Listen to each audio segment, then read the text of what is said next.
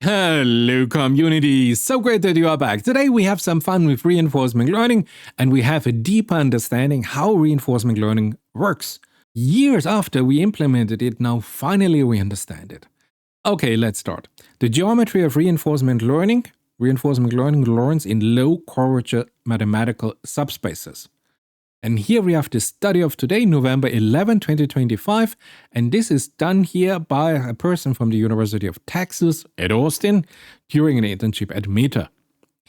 What a beautiful study. This is something really interesting. The path node taken. Reinforcement learning, provable learns of the principles. If you don't understand any word of this is exactly like I started, so let's have a look.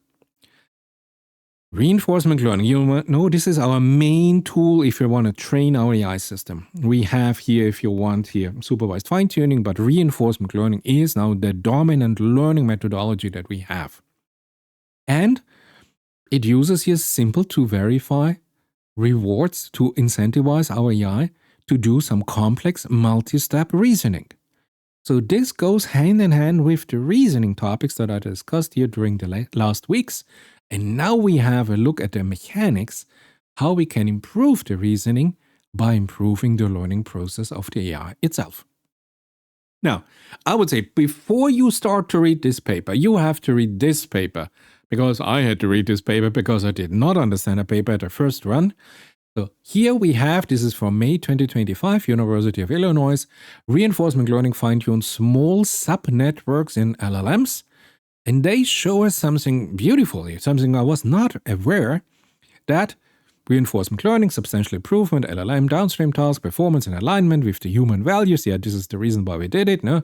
Surprisingly, the authors tell us such large gains result from updating only a small subnetwork comprising of just 5 to 30% of the parameters of the complete LLM, where the rest of the parameters effectively is absolutely left unchanged. So the complete reinforcement learning process does not happen on all the weights and all the free parameters of our LLM, but on a subset of about 5, later we find out 15%. So this is amazing. Why only this subset, these small subnetworks?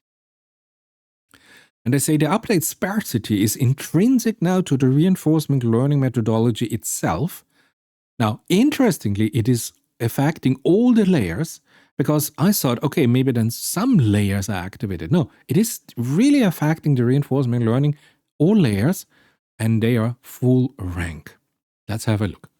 The conclusion by the authors on this particular study from May 2025 was that fine-tuning just this subnetwork in isolation of our AI reproduces the full LLM performance, aligning closely with the original parameter values.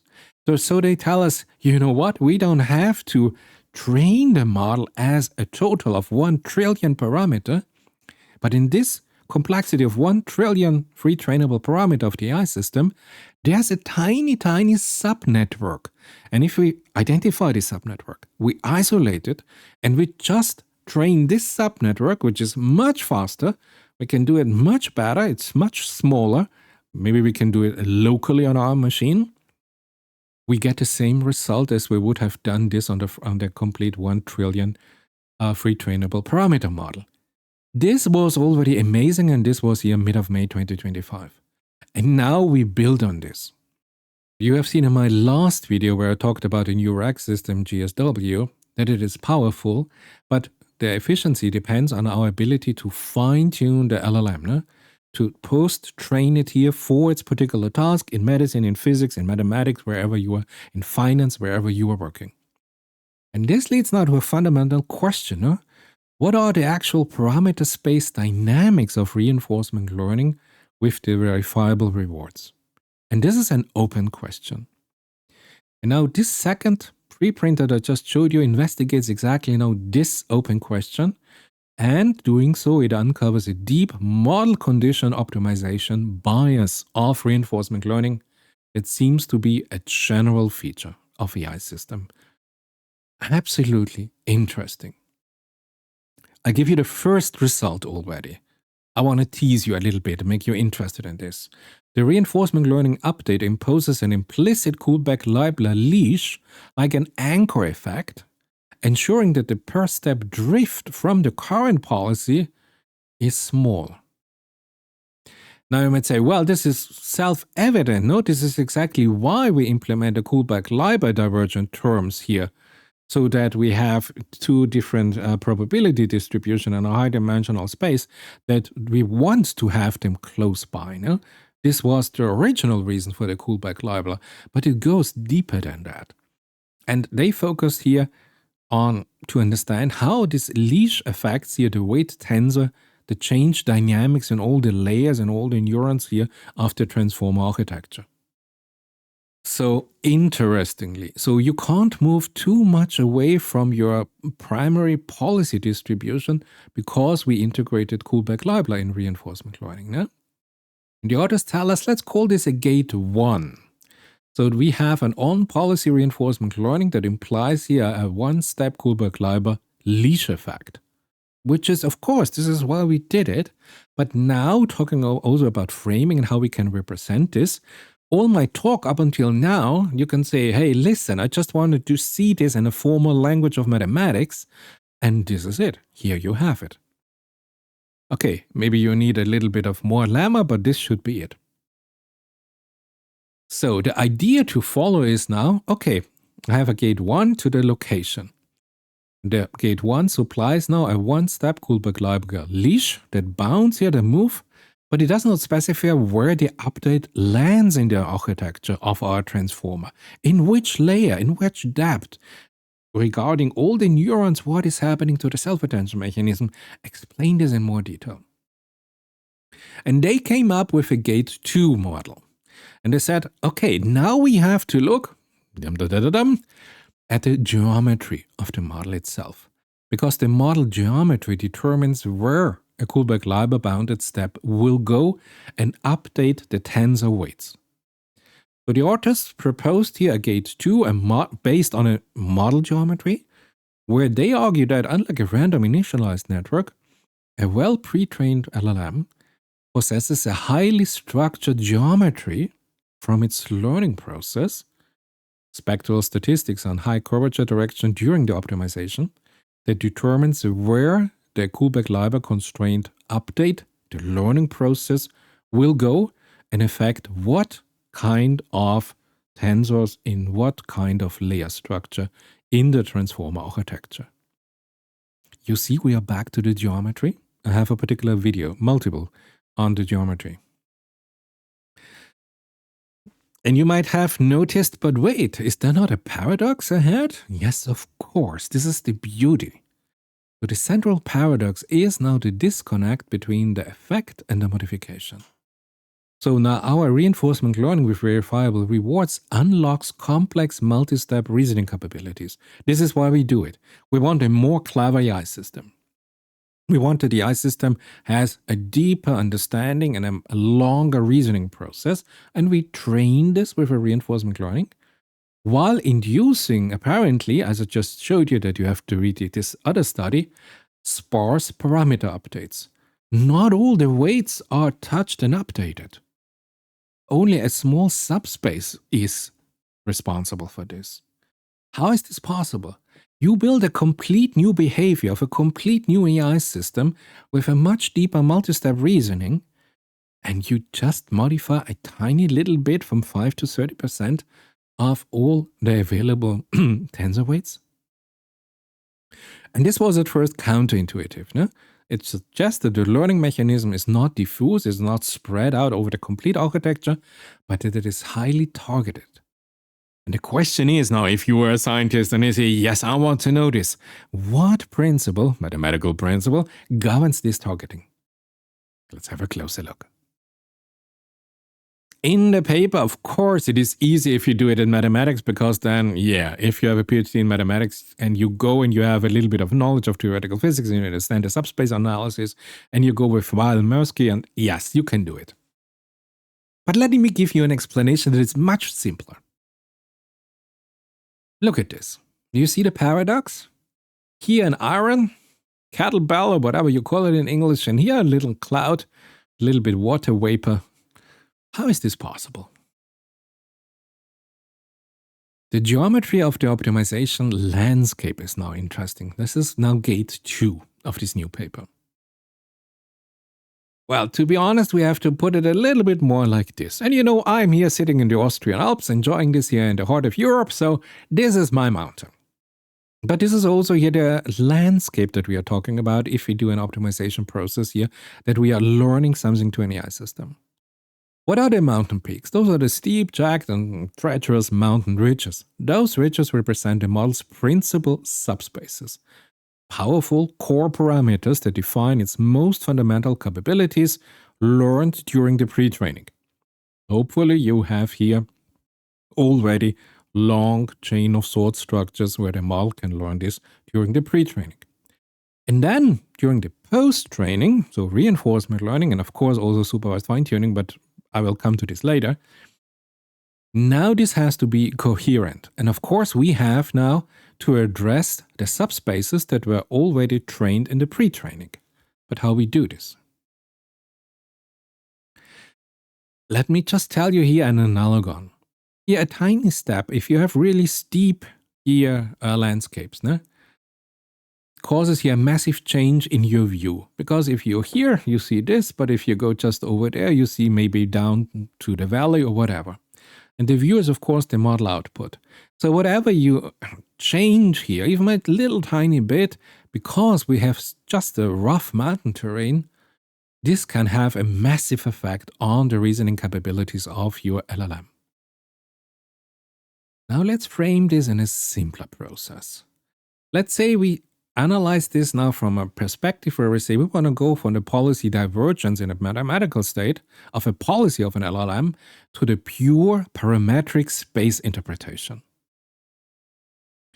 So we build now the parameter space, and this is of course beautiful, a 3D structure in the parameter space already. What a coincidence, no? Okay.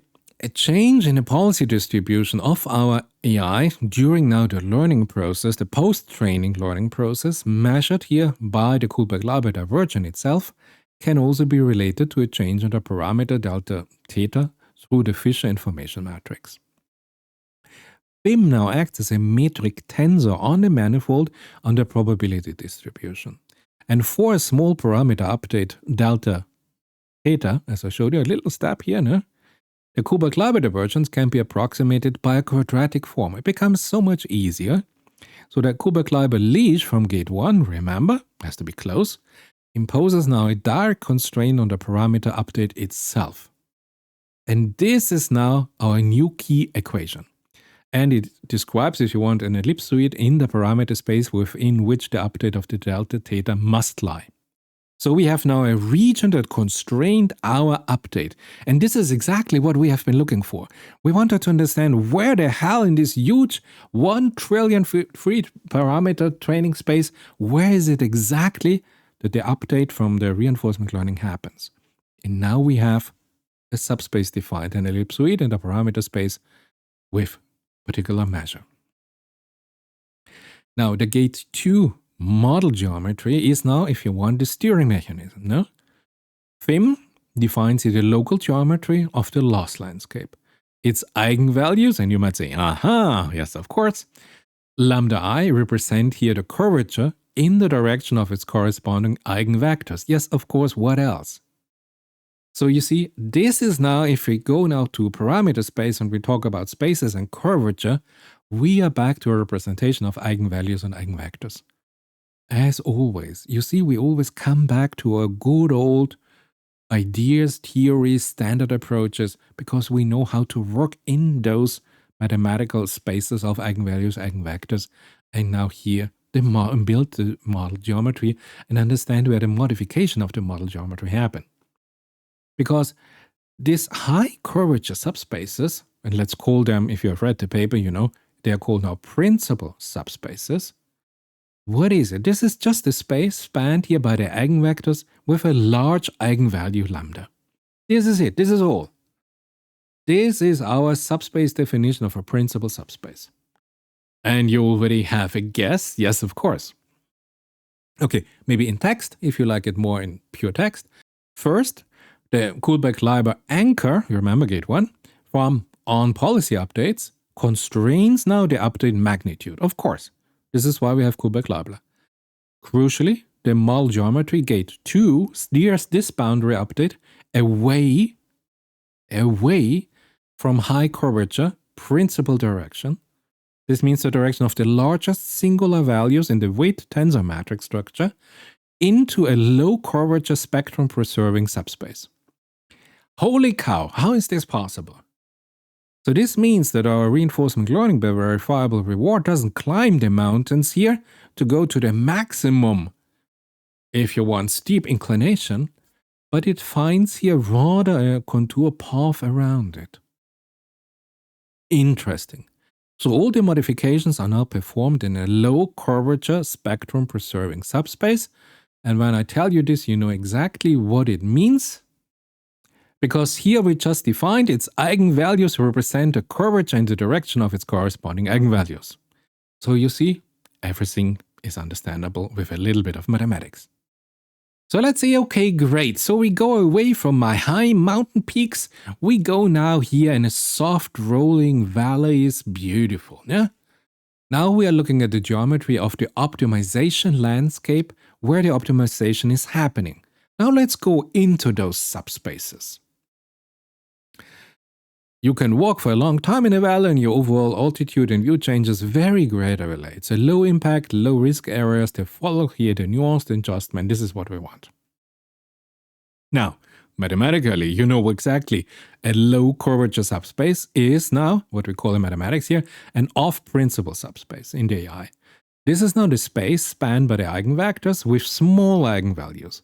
This direction are insensitive, larger parameter changes here cause only small changes in the model output, a small cost in the Kullback-Leibler budget. This is exactly what we wanted, no?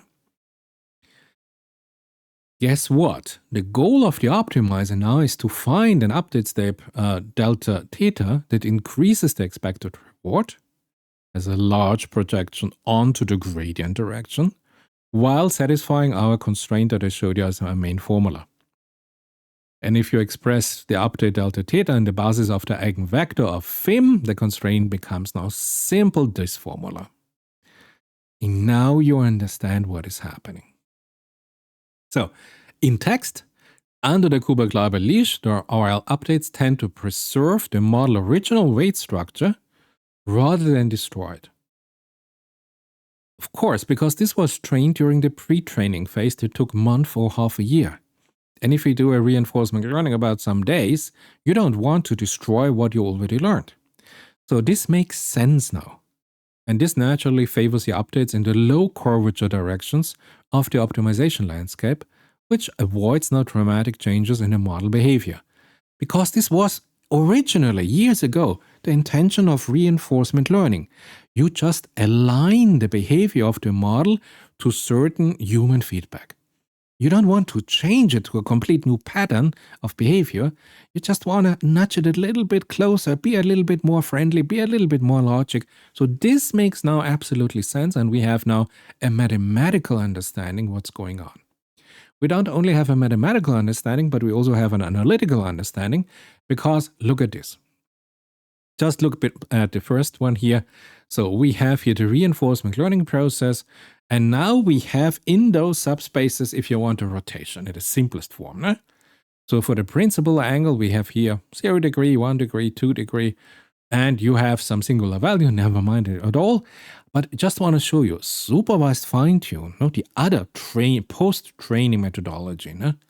Look at the angles. 25, 50 degrees, 75 degrees. So you see now exactly like it was planned. Supervised fine-tuning years ago was established here to really provide here, if you want, new knowledge sources. So really your angle is going here crazy. You really modify here and you have catastrophic forgetting. This is now why we understand the behavior of supervised fine-tuning.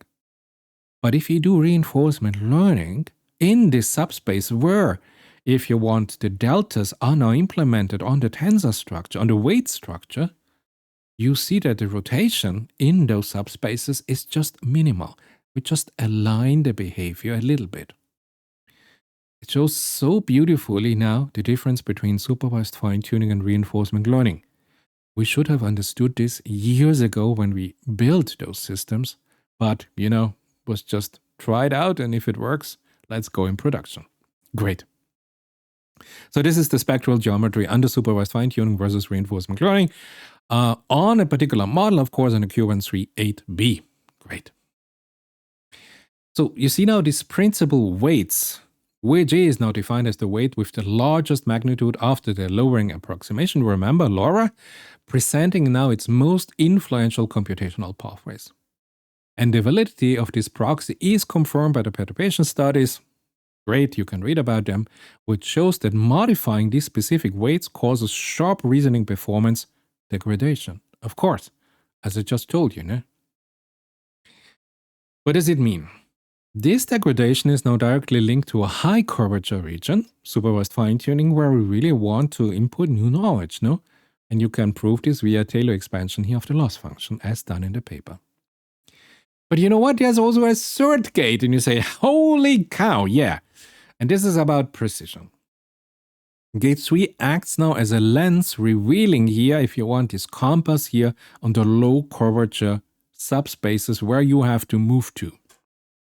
And if you go now with a bfloat 16 format with limited precision, it kind of acts as a lens, the authors tell us, no? Because it hides those micro updates that occur where the reinforcement learning consistently holds a weak willingness to apply large changes, which makes now sense since we understood the picture.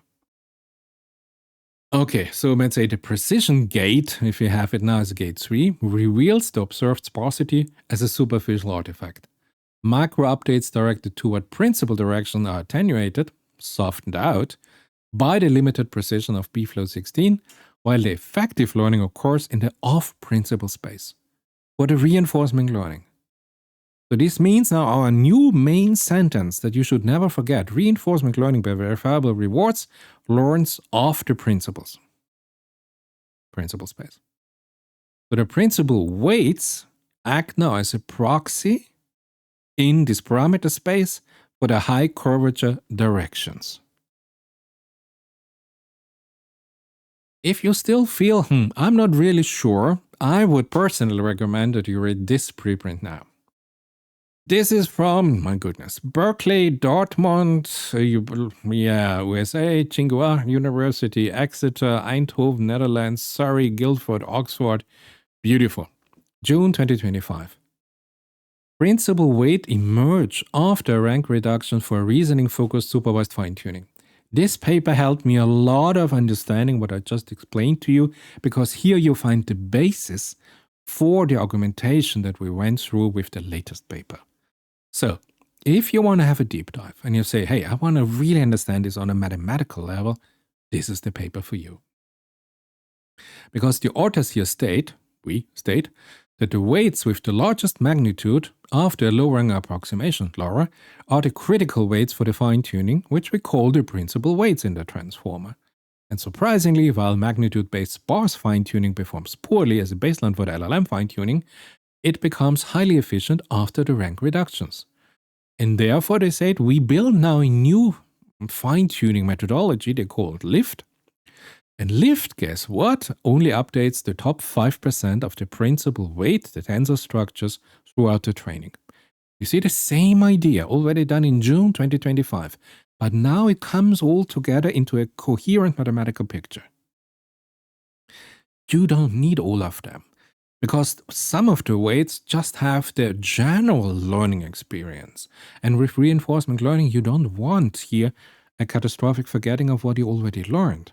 And with supervised fine-tuning, I will show you in a minute, we are incompatible. We're working or modifying incompatible subspaces if we go and do a fine-tuning and supervised fine-tuning or reinforcement learning. And this is now a problem that we will face. So, study of today, again, let's come back, November 11, 2025 here, University of Texas at Austin, and the lead author. Now, if you are looking for somebody to hire, I was really impressed by this study. So, if you look for some clever brain here in the eye, I would say, hey, this lead author absolutely loved the contribution. Okay, take a step back, breathe in. Okay, reinforcement learning, verifiable rewards, improves your LLM model reasoning, while apparently modifying only a small fraction here of the parameters of the AI structure. We visited this paradox and showed that the sparsity is a surface artifact of the model conditioned optimization bias. And this optimization bias, or if you want the learning bias, is for a fixed pre-trained LLM, it updates consistently, localized to model preferred parameter regions, highly consistent across different runs, and are largely invariant to datasets and RL recipes, and they are not the principles. So now you understand, if you read that the authors built here now in this new paper the idea of a 3-gate theory. I already explained all gates to you, so you're familiar now with this. Gate 1, remember, Kuiper-Gleiber anchor, imposes a Kuiper-Gleiber constraint update restriction. Gate 2 looks at the model geometry in itself. Now you know and have the mathematics how this is possible.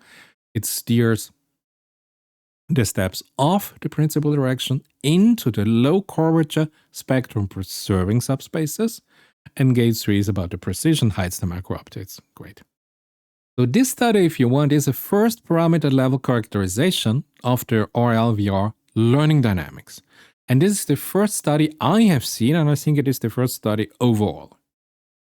Reinforcement learning learns off principal direction in the weight space, achieving gains via minimal spectral drift, reduced principal subspec rotation, and off-principal update alignment. And now we understand what it means. So, reinforcement learning, verifiable rewards, learns off the principles. Underline this. It preserves the spectral geometry. It avoids the principal way to modify this because they have been modified in the pre-training. And its optimization bias vanishes when the pre-training geometry is disrupted. Because they were playing around what happened if I force now certain layers to modify itself. I want to give you a bonus, because with this new understanding that we have now about the reinforcement learning process in the internal mechanics of an AI, let's go back to LoRA. And revisiting LoRA through the lens now of our new theory. There's a report that shows that low-rank LoRA, even rank 1, can match a full parameter reinforcement learning performance.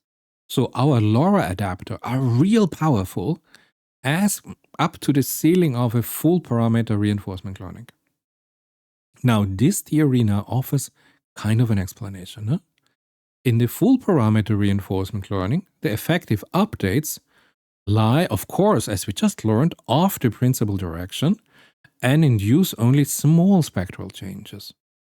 The low-rank adapters can approximate these off-principal updates while freezing here the base weights, regularizes here the training and discourage move toward the principal directions. Of course, we just talked about this. With an approximately scaled learning rate, the limited adapter capacity is therefore sufficient to catch up to the full parameter performance, at least in the short run.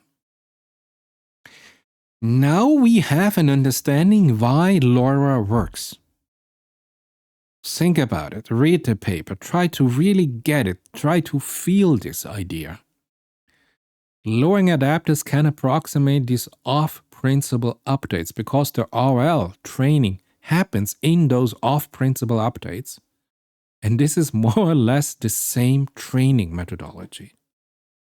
Unbelievable. What is the outlook? Let's always finish with something positive. We learned a lot today. We can apply it. Let's have a look. We had a feeling today of a theory-guided rethinking and an understanding of the learning algorithms for reinforcement learning for our AI system. And I think this paper is kind of a print for laying here the foundation for a new geometry-aware reinforcement learning, native parameter-efficient learning algorithms. Understanding this, we can now build much better LoRA algorithms. And you know what? We can build much better reinforcement learning algorithms. And you know even what? We can even now optimize supervised fine-tuning that it is much more aligned, because currently, today, the supervised fine-tuning era principle-aligned parametric efficient fine-tuning often misalign in those spaces with the reinforcement verifiable reward of principal regime. It was already shown in the pictures I've showed you here, but here you see it again. This is really, if you go to multiple studies, this is here the common understanding. Supervised fine-tuning misaligns with reinforcement learning of principal regime. We are working in different subspaces. It doesn't fit. And of course it doesn't fit, because supervised fine-tuning was designed to integrate new knowledge, and reinforcement learning was designed years ago to just adjust here this by human feedback, just align it a little bit more, nudge it a little bit more in the right direction. So on the one hand, I would say I'm not surprised that supervised fine-tuning and reinforcement learning apply their changing process, their learning process to different subspaces. But on the other side, we want, if we do this in sequence, at first supervised fine-tuning, then RL, we want to have here the best additive effect of both systems. So this means we have to rebuild, we have to rethink, we have to become much more intelligent in coding now new supervised fine-tuning algorithms and reinforcement learning post-training procedures from these new insights that we accumulated like today, including now the geometric understanding and all the geometric calculations that I've shown you. And to be honest, it's not we. You have to do this, because, listen, you are the next generation, hopefully. You are brilliant. You are 10 times more intelligent than I am. So this is the way forward. So therefore, in the last two videos, we looked at these two papers. No? Here at first, episodic memory of RAG, and we optimized RAG here for improved reasoning. But at the same time, we have to improve the AI system for this advanced reasoning by improving the learning mechanism itself. So they are heavily dependent on each other, and this is why I did both videos here. At first, I wanted to show you here the GSW paper, because it gives us a target. An AI system with a structured, dynamic, internal model of the world. It builds now RAG. I mean, RAG is not RAG anymore, no? RAG is the grandfather RAG. We are now here 5 generations down. Ultra-modern RAG builds now internal models of the world. And the second paper based on this gives us now the physics for this. Gives us a first principle understanding of the geometric pathway through which those systems learn most efficiently and effectively. So you see, they are connected. We need both of them, and we are just starting. So the job is now to develop parameter-efficient fine-tuning and optimization algorithms that are native now to this reinforcement learning by verifiable reward regime. Methods that leverage here the low curvature to off-principle subspaces rather than fight against the model intrinsic geometry. Because currently supervised fine-tuning is kind of working against the intrinsic geometry when we do here a sequential reinforcement learning. Imagine we would have optimized both of them. So yeah, AI, we are just beginning to understand it. We are just beginning to optimize it. And it is absolutely fascinating. If you want to enter AI, it has never been a better time, of course. And if you want, you can subscribe to my channel. Or if you want to help me personally, you can join the channel here and have a financial contribution. Or any way you want, just feel how interesting it is in AI and what fascination we can have if we build better AI system. Because I can tell you one thing, the current AI system are not at all AI. I hope you enjoyed it. I hope you had a little bit of fun. It would be great to see you in my next video.